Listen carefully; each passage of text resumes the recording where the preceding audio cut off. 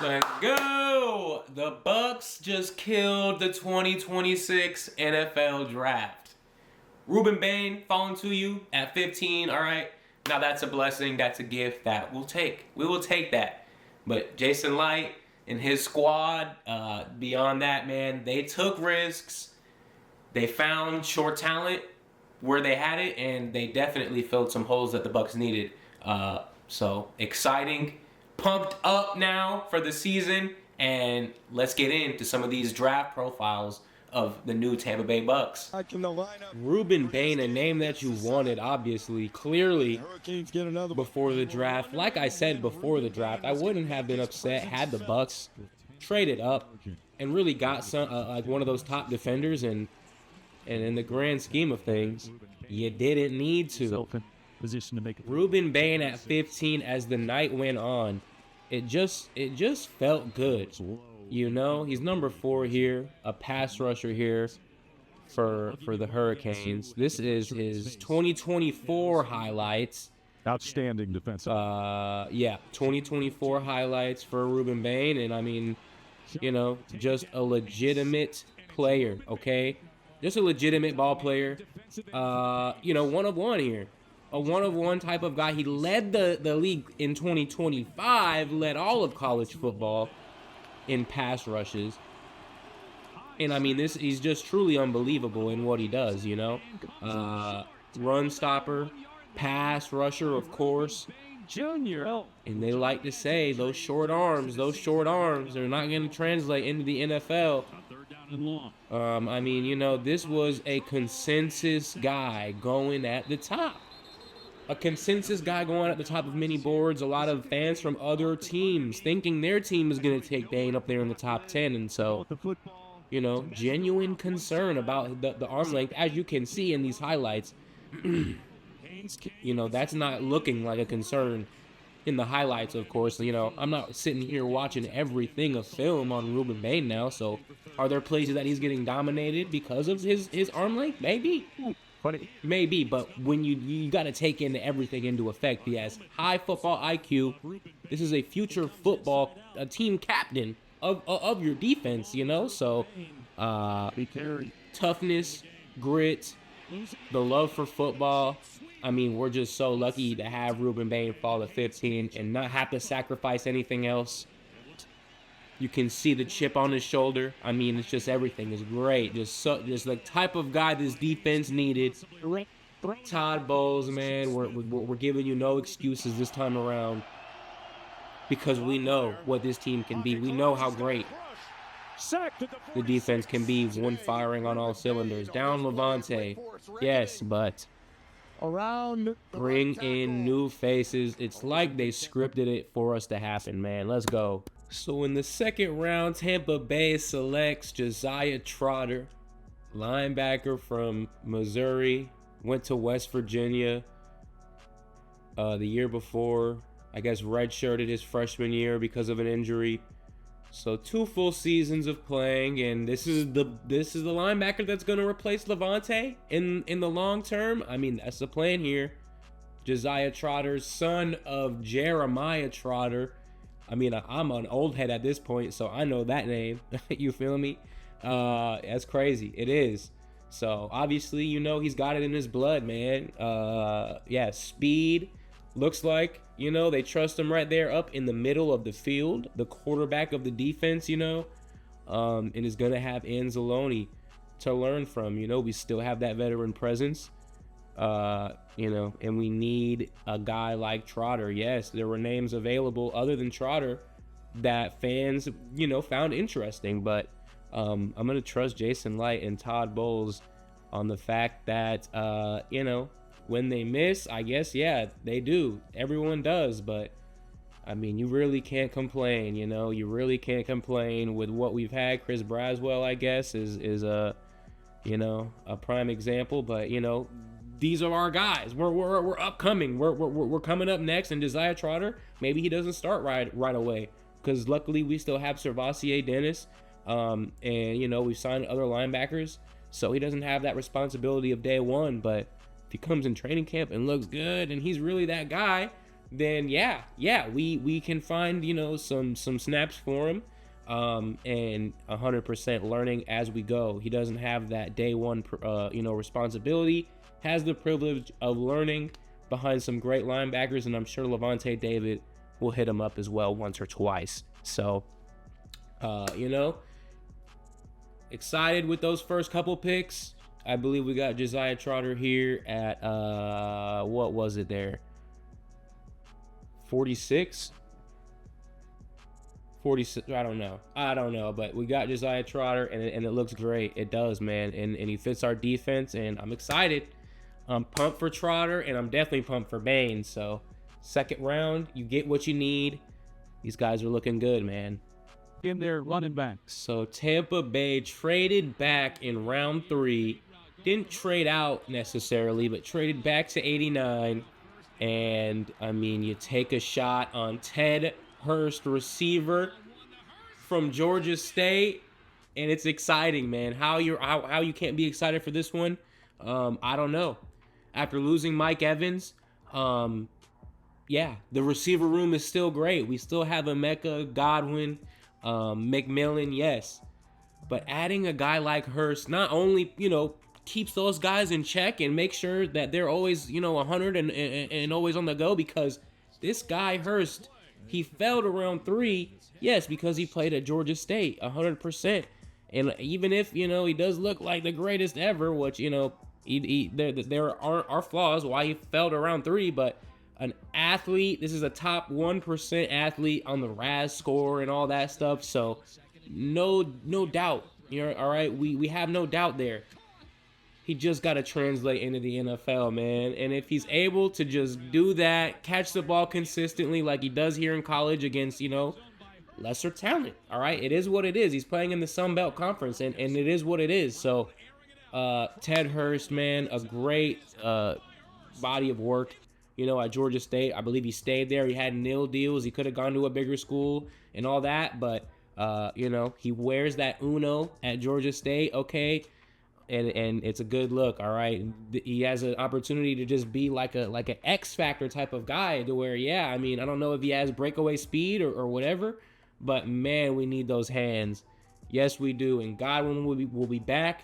I have no doubt Godwin will be back to way, way better to the Godwin that we know. Yes, he's an old head, bro, but, you know, we're paying him a lot of money, and he has one of the greatest work ethics that I've ever seen. So, excited for healthy Godwin, Emeka, and all of these dudes are going to thrive off of each other. You know, we saw it when Mike Evans was healthy. All the receivers did better when Mike was on the field. So, excited to see Ted Hurst grow.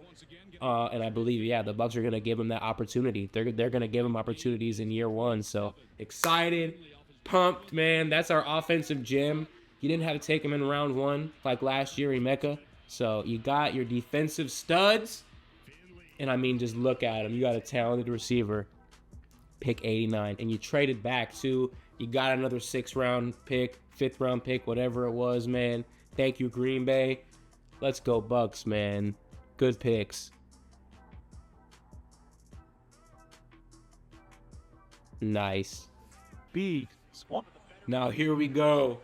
One of the more exciting picks here in the draft for the Bucs. Yes, Bain, you can't beat that, but from the same defense, University of Miami, Keontae Scott, man. A DB, straight up. He can play slot, safety. I mean, he was rushing the passer in his career at Miami. Exactly. He catches the ball. I mean, great ball instinct. He's not afraid of nobody, man. Straight energy, okay? Straight energy, and he's going to fit in so good. You know what I mean? He's going to fit in on this defense because Todd Bowles can use a guy like this, okay? Versatile in what he does, you know. He can, you know, blend in the defense, you know. You think he's going to do one thing pre-play, pre-snap, and he does something else.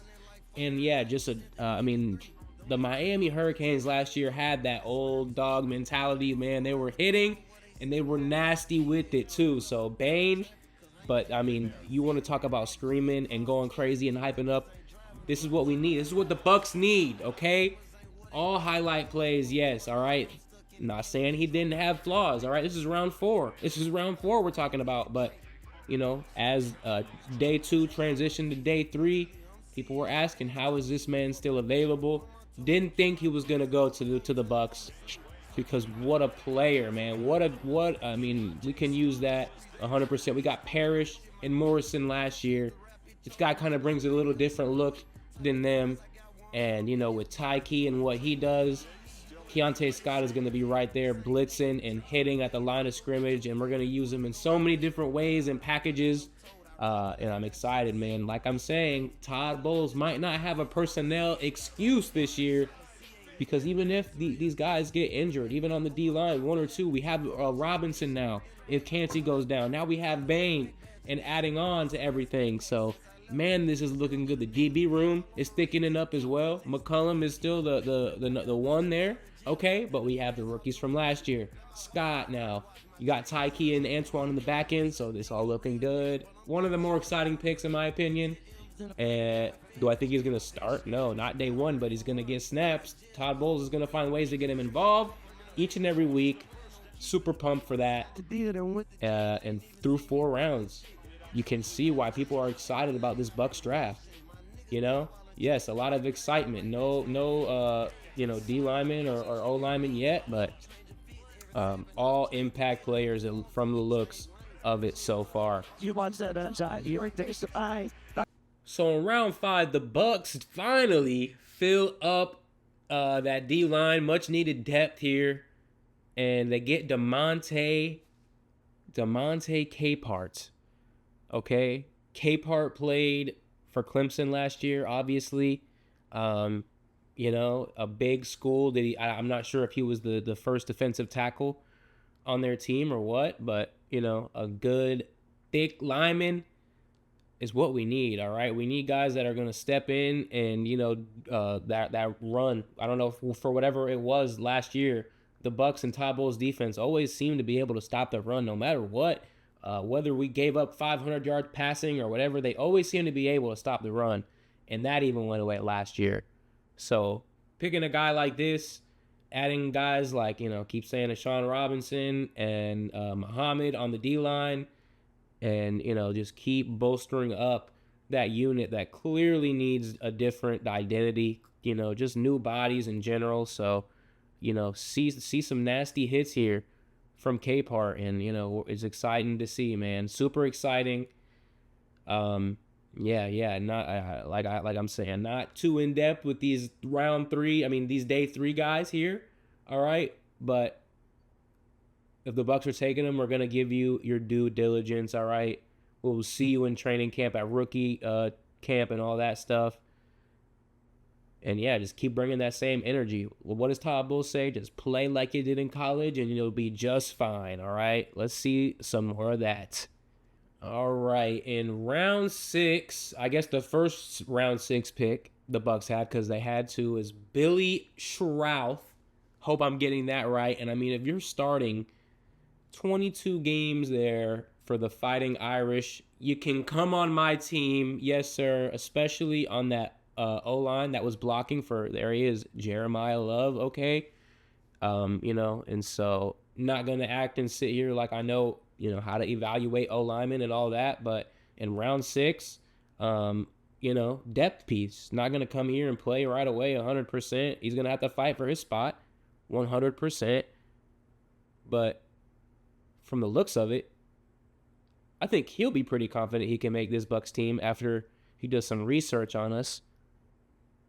So yeah, in round 6, with their first round 6 pick, the Bucs take Billy Schrauth, O-lineman from Notre Dame, 22 starts there, a great program, of course, Notre Dame. So we're looking good, feeling good about it.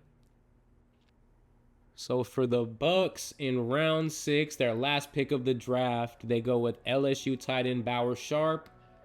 I mean, yeah, you trade up. This is a round 6 pick. They didn't have any round 7 picks. I guess they didn't feel like they needed to just fill out this roster here. So, maybe feel like Sharp can come in and maybe, push Cope, push Payne Durham to be their best. They re-signed Cade Otton, so it's not like they think these guys can, outdo Cade. And so, a good depth piece. I don't know how many games he played, but from what it's looking like, this guy is pretty decent. Mixed messages, obviously, from fans and, across the internet. But it is what it is in round 6, man. Come in and you have your opportunity. You have your shot now. Nothing else matters than what you did before. Come in every day and work hard and, make this practice squad. Keep fighting and make your way. Pave your way. Keep your foot in that door. Oh, snap. So let's go. That's how the Bucs rounded up this draft. That's how they ended it there. And so we'll go into a couple of these undrafted guys and see what the Bucs did there. So you can see why people think this is A-grade draft, right? I mean, the star defender, what you needed is in a pass rusher. Clearly, that's what the Bucs needed. The linebacker to give, hope, to give that potential aspect there for Lavonte David. We need a successor, okay? Alex Anzalone is going to come in and be great. Is Servassier Dennis really going to be that guy for us? And so that's what Josiah Trotter is going to be, okay? Ted Hurst, we're excited about, and everyone else the Bucs drafted and signed so far. One of my favorites is Mac Harris, USF linebacker. They have Jalen Daniels, Kansas quarterback as well. Eric Rivers, a wide receiver from Georgia Tech. So a couple of different undrafted free agents. There are a lot more as well that will be at the rookie camps and training camp and all that. So, we can't wait for that here. Let me know what y'all think, man. I mean, of course, if you're mad about Ruben Bain or you have little short arm jokes, man, we will see you in August.